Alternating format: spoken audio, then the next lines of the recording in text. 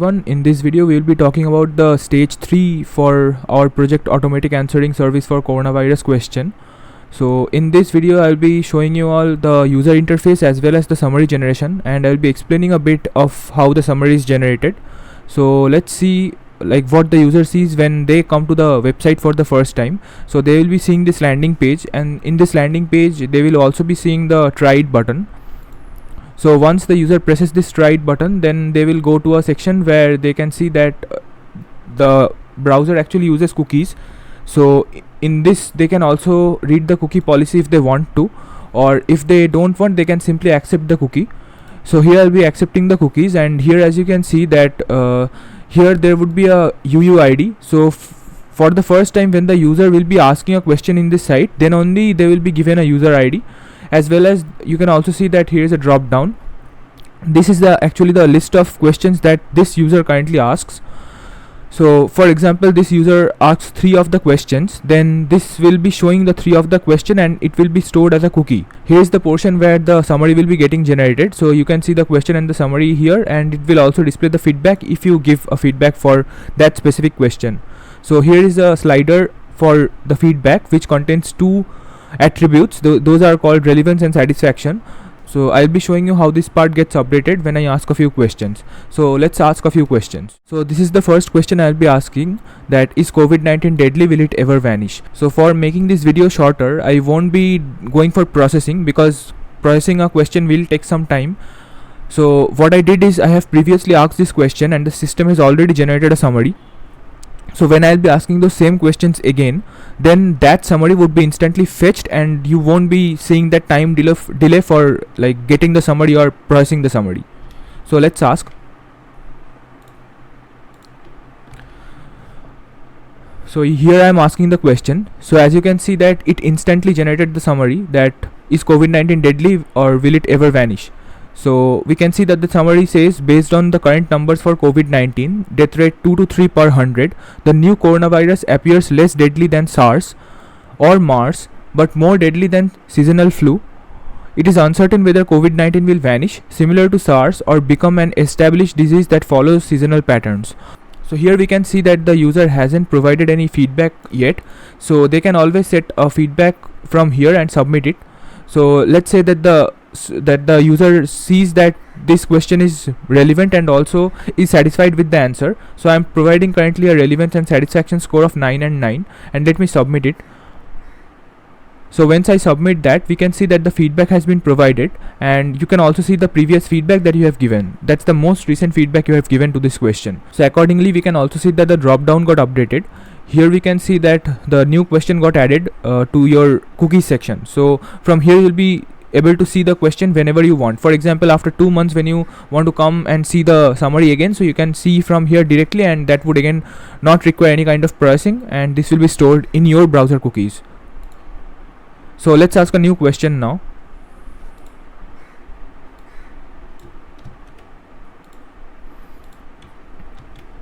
So now I'm asking the second question, that how does the virus spread? Again, this question follows the same rule, that the summary is already stored in our server, so it won't be processing it. So here you can see that it instantly loads the summary again, because it fetches it from the server. Again, for this specific question we doesn't see a too much relevant summary, but at least we can see a little bit of information about the causative agent.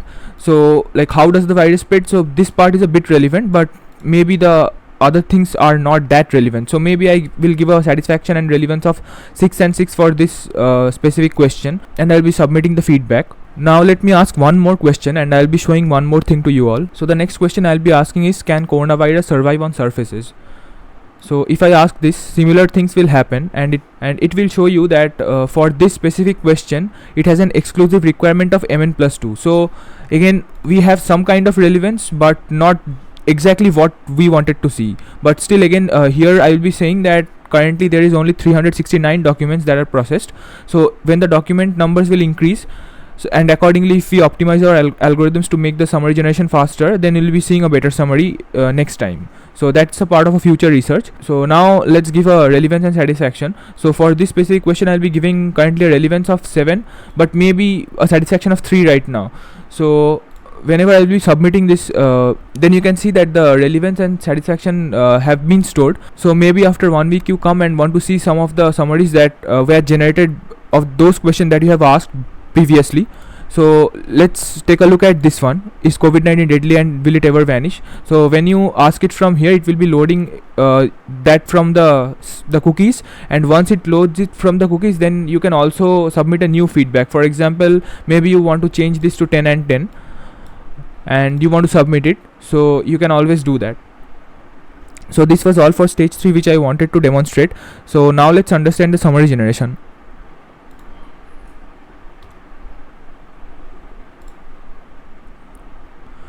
So here, as you can see that in the question there are specifically a few words that are colored. So these colored words are actually known as n-grams, which are eligible according to the POS tags which are stored in our database. So now how I am storing the POS tags and how are they coming from?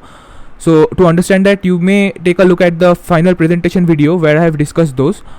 For now, let us consider that these are eligible n-grams. So these are the list of words that are eligible. So again, how these are eligible, you have to see that video because that's a long thing which I have to explain. So now let's understand how this target vector generates.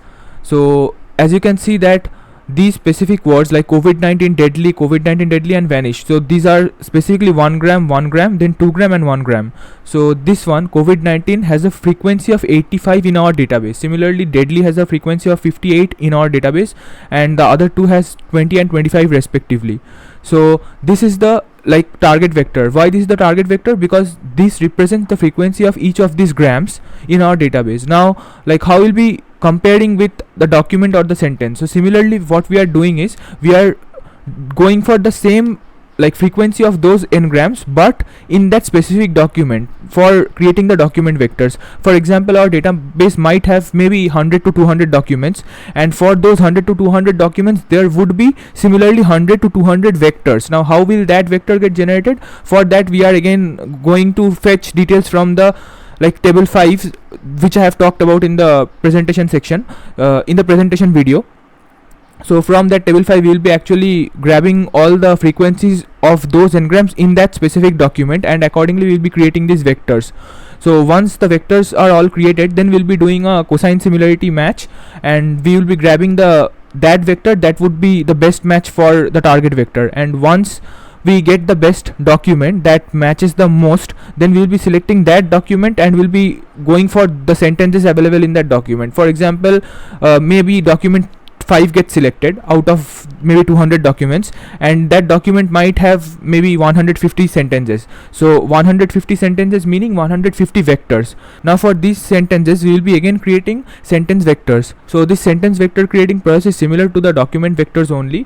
So what we are doing is basically we are using the table 6. So if you want to know about table 6 and what table 5, 6 these are, so you can go for the presentation video to see it in more detailed manner. What I am doing over here is I am creating the sentence vector right now. So these sentence vector actually represents the frequency of these words per sentence in that specific documents. For our case which I am talking about, it may be for document 5. So maybe the document 5 contains 150 sentences, and we find that maybe sentence 1 and 2 out of those 150 sentences were the best match. So what will the summary be? This summary would be actually the concatenation of sentence 1 and 2 in order. So the order in which they appeared in the document, so we will be concatenating those two sentences, and that would be our summary. So now let's understand the cosine similarity. So this is basically a mathematical formula which we are using for the similarity.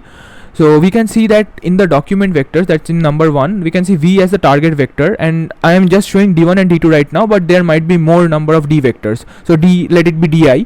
So accordingly we can see that the closest one that to V is D1, because the angle is less over here, and the lesser the angle, that means the closer the document vector is to the actual target vector. So accordingly we are selecting that specific document vector, and once we select that document vector, then we are going for that document, and in that document we are doing that same thing.